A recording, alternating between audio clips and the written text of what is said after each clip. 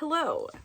Today is Sunday, December 18th, and I am filming a YouTube video. So I'm filming off my phone right now because my camera is broken and I don't know what to do about it. And I never have a proper place to film, so the floor of my bedroom will have to do. It's kind of like we're on FaceTime, like we're on FaceTime having a discussion about things about life. So today's video is going to be talking about how ticket prices have gone up over the years. So I recently bought SZA tickets and I was kind of amazed that I paid $100 for nosebleed tickets. Like, what's up with that? And so I started thinking over the years about how much I've paid for concert tickets because I've been going to concerts since 2014. My first concert was One Direction. So I did want to talk about how the prices have gone up. I would say there's about a $20 to $40 difference, which may not seem like a lot, but when you're used to paying like $50 to $60 for nosebleeds, it's kind of shocking to pay $100 for nosebleeds currently in 2022. And I would say this is kind of like a rant as well on just how ticket prices have gone up, but also on top of pre-sale codes and how incredibly difficult it is to get tickets. So I just want to first get started off with the price of tickets that have gone up. This is my laptop. Ta-da! It has stickers everywhere. So I'm pulling up my handy dandy spreadsheet. Everyone makes fun of me that I live my life through spreadsheets, but it keeps me organized. I literally planned a trip through a spreadsheet, and my friend was like, if it wasn't for the spreadsheet, I really don't know how we would have survived. So that makes me happy. So this spreadsheet's called YouTube videos, and I have a bunch of like videos planned out, and I'm excited to film them, but today we're going to be talking about the price of concert tickets over the years. I might have this pulled up. I'm actually going to move. Oh, look, there's more laundry. Again, we're on FaceTime. I do want to preface that the prices I am comparing to is by the stadiums/arenas I've been to. I've been to concerts at smaller venues, but I'm not going to do a compare and contrast there because I've always paid under like $50 for those tickets, and I never felt like I've splurged for those tickets at those type of concerts. But I am going to talk about concerts for bigger artists that do happen to play at a stadium/arena. Back in 2014 and 2015, I saw One Direction, and they played at Ford Field, and I started to think to myself, how much did I pay for these tickets? It happened so long ago. I paid about $100 to $110 because like I'm including like the fees and everything, but I sat lower bowl, row 3, section like 105, and it was like $100 something. So I'm like thinking, dude, that was pretty inexpensive at the time, because now I'm seeing Morgan Wallen 2023 sitting lower bowl, and I'm like row 30 something, and I paid $180. That is quite a price jump compared to 2014. I'm not trying to say I'm naive to inflation and things going up, but I do think that is a crazy price jump to something that I paid for twice a few years ago. Okay, so in 2015, I saw Five Sauce, lower bowl in the Palace. I want to say I probably paid like under $60 for those tickets. I know they were not that expensive because that at the time was an arena, and obviously stadium tours are going to cost more, but I didn't pay that much. And the reason why I included that, because even though it is a arena that does not exist anymore, it's because LCA opened up about a few years later.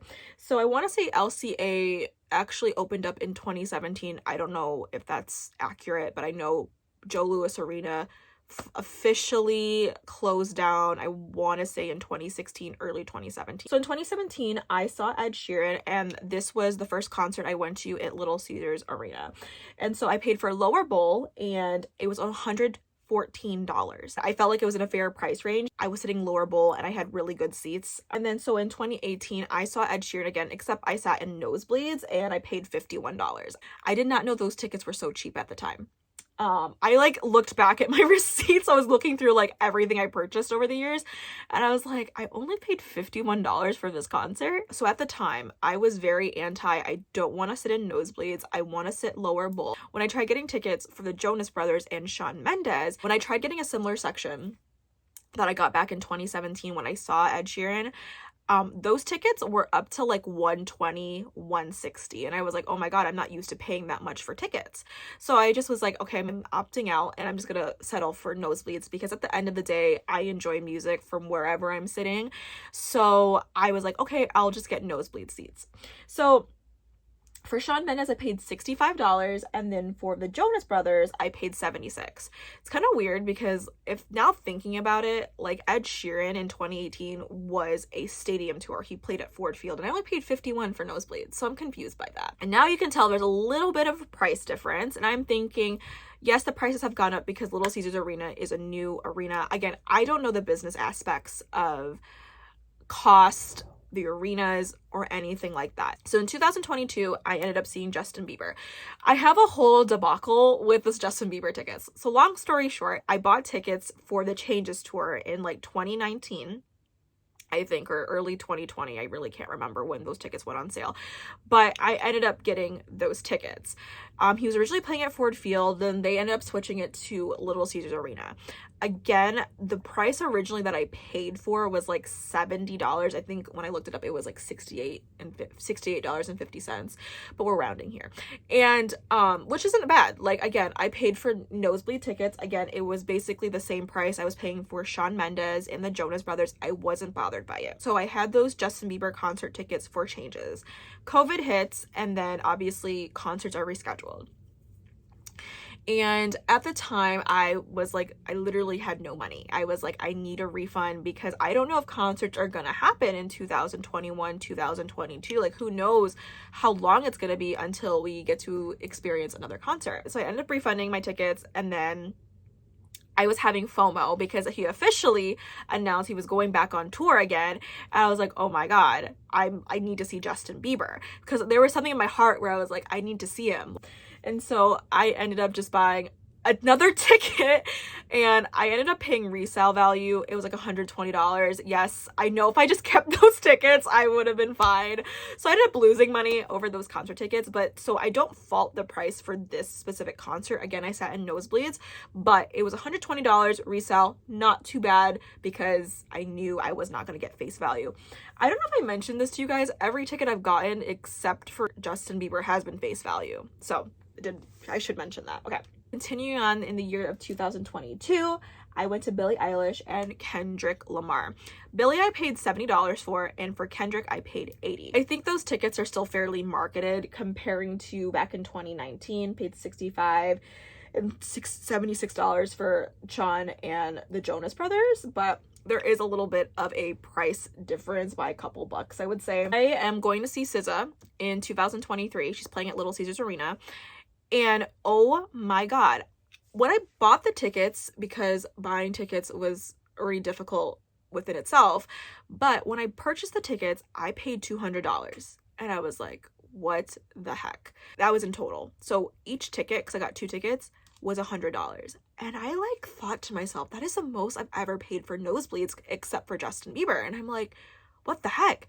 And so something I always refer back to are my One Direction tickets. I'm like, how is it back in 2014, 2015, I only paid $100 for lower bowl, and now I'm paying for nosebleed seats in the same section that I sat in for Kendrick Lamar. And I was like, $100. That's insane. That was insane to me. It was like 97 something, but again, you're rounding up.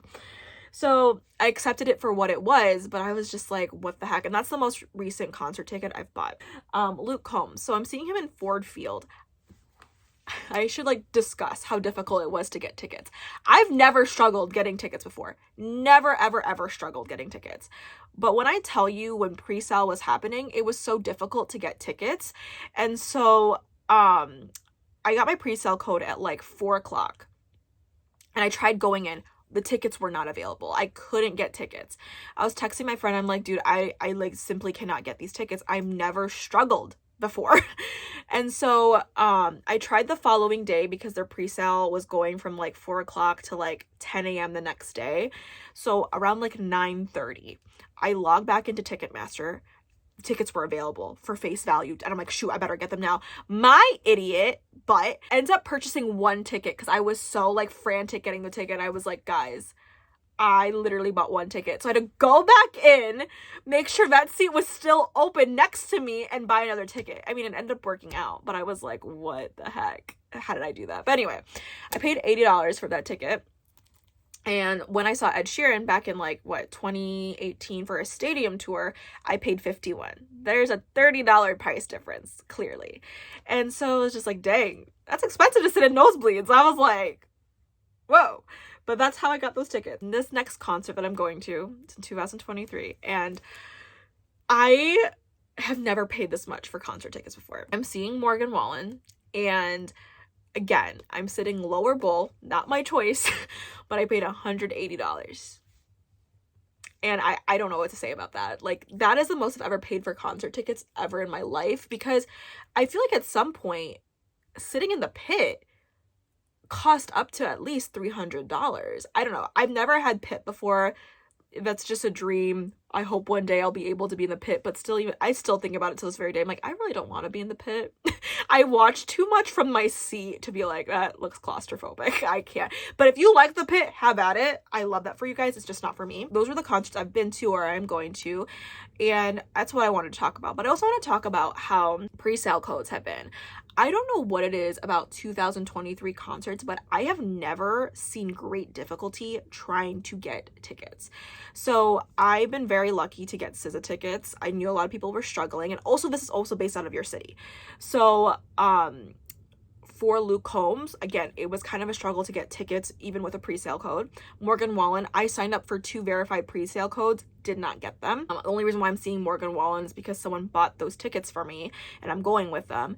And then for Taylor Swift, did not get a pre-sale code at all, and she has 2 shows. Okay, so as I was saying about pre-sale codes, I did not get a pre-sale code, was for Olivia Rodrigo, and something that I accepted because she was playing at a very small venue. It probably held like maybe 5,000 people. So I totally got the fact that maybe I was just not going to get tickets, period. So obviously didn't get tickets, and I accepted that. But then when I did get Taylor Swift tickets, I was kind of like in shock. I was like, the fact that I couldn't get pre-sale and the fact that general sale like didn't happen makes me sad, because I love Taylor Swift, but it is what it is. Sometimes you just don't get to go to those concerts, and maybe one day we'll work in entertainment and we'll get tickets for free, maybe. Anyway, but that's what I wanted to talk about. Just wanted to kind of just share with you guys the cost of prices over the years, and even though this may not seem like a big jump to you guys or to other people, it is something I've just noticed. I'm like, oh, like this ticket price went up about $30 compared to the other year that I went. So yeah, but I hope you guys enjoyed this video. I never know how to close out videos, so I hope you guys just have a wonderful day and subscribe or something like that. Bye.